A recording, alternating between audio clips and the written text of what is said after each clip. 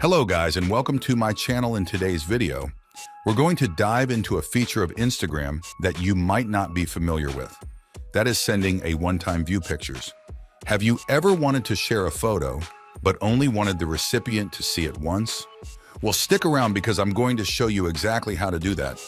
But before we begin, please don't forget to subscribe, like, and hit that bell button.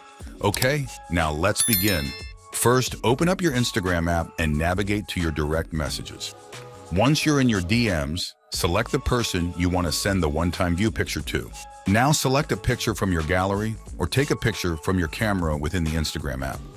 After taking the picture, add any filters or edits you want, just like you normally would. Here's where the magic happens. Instead of hitting send right away, select the one-time view picture. Next, go ahead and send the picture. And there you have it. Your friend will receive the photo, but they'll only be able to view it for one time. When your friend exits the photo, poof, it disappears just like magic. It's a great way to share something fun or silly without worrying about it sticking around forever. Just remember, once they viewed it, they won't be able to see it again. So make sure it's something worth sharing in the moment.